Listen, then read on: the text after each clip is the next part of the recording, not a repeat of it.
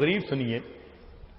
ہمارے ایک تعلق رکھنے والے تھے جنہوں نے دارالعلوم دیوبند سے دور حدیث کیا تھا اور انہوں نے زندگی کے کوئی 30 سال مسلم شریف پڑھائی تھی. فرمانے لگے کہ حضرت میں آپ کو ایک واقعہ سناؤں جو دارالعلوم دیوبند میں پیش آیا. ہم نے کہا سنائیں. کہنے لگے کہ ایک مرتبہ جب سعودی عرب کے علماء نے سعودی عرب میں جتنے ترکوں کے زمانے کے بنے ہوئے مقبرے وغیرہ تھے سب ہٹا دیے، بلڈوزر چلا دیے، تو ان میں علماء میں بحث چلی کہ بخاری شریف کی ایک حدیث ہے جس سے ثابت ہوتا ہے کہ بنا علی القبور کی اجازت نہیں، یعنی قبر بنائیں تو کھلے آسمان کے نیچے، اس کے اوپر قبہ بنا دینا، عمارت بنا دینا، شرعن اس کی اجازت نہیں ہے.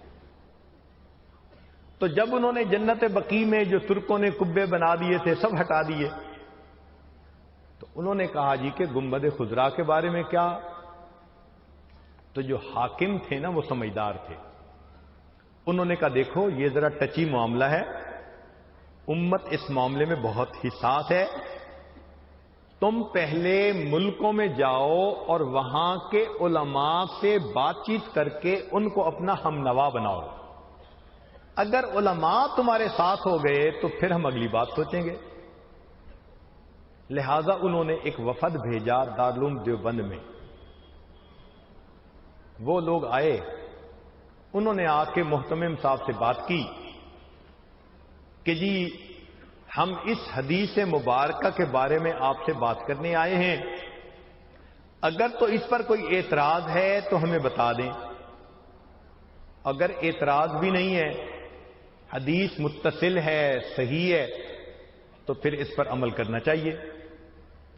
تو جو محتمم تھے انہوں نے کہا کہ آپ 3 دن ہمارے پاس قیام کریں، اتنے میں ہم اپنے علماء کو اطلاع دے دیتے ہیں تاکہ وہ آ جائیں اور ہم ان سے مشورے کے بعد جواب دے سکیں.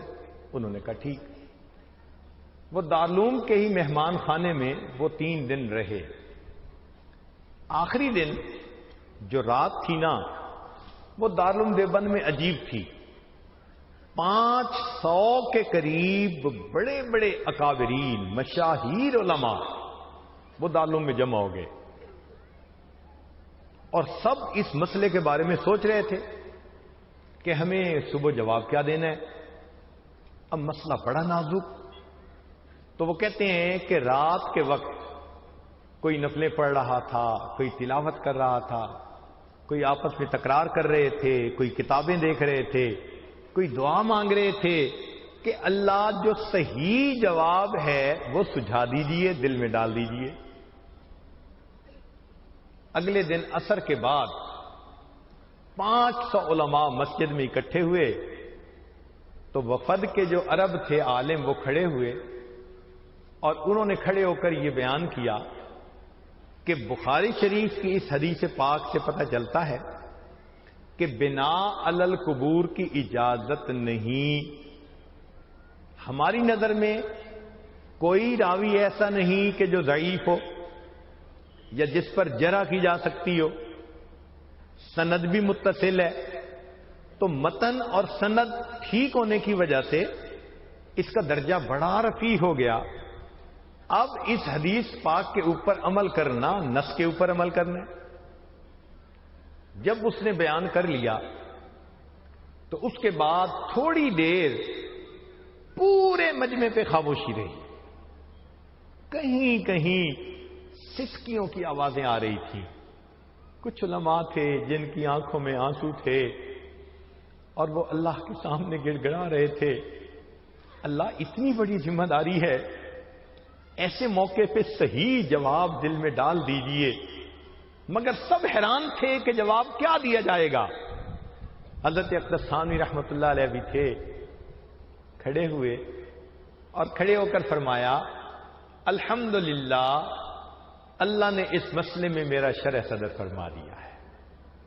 اللہ نے اس مسئلے میں میرا شرح صدر فرما دیا ہے.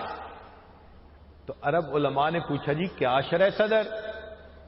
تو حضرت نے فرمایا کہ شرح صدر یہ ہے کہ جو حدیث مبارکہ آپ لوگوں نے بتائی وہ سند کے اعتبار سے بھی ٹھیک، متن کے حساب سے بھی ٹھیک، واقعی اس کا مضمون 100% ٹھیک ہے، تو وہ کہنے لگا کہ اس کا مطلب یہ کہ پھر ہم گنبد خضرا کو گرا سکتے ہیں؟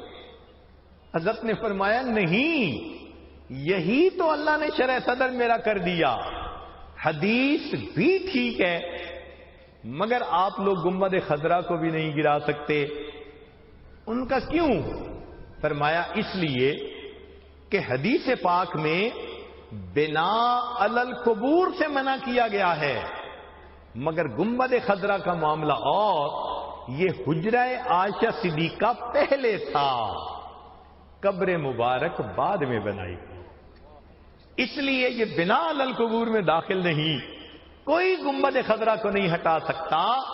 آج بھی گنبد خضرا اپنی جگہ پر موجود ہے، علماء دیوبند کی علمی عظمت کی دلیل بنا ہوا ہے۔ ہمارے اکابر کو اللہ رب العزت نے یہ علم کی گہرائی دی تھی ان کے تقوی کی وجہ سے۔ ہم بھی اگر گناہوں کو چھوڑیں اور نیکوکاری کی زندگی اختیار کریں تو اللہ رب العزت ہمیں بھی علم میں پختگی اور عمق عطا فرما سکتے ہیں۔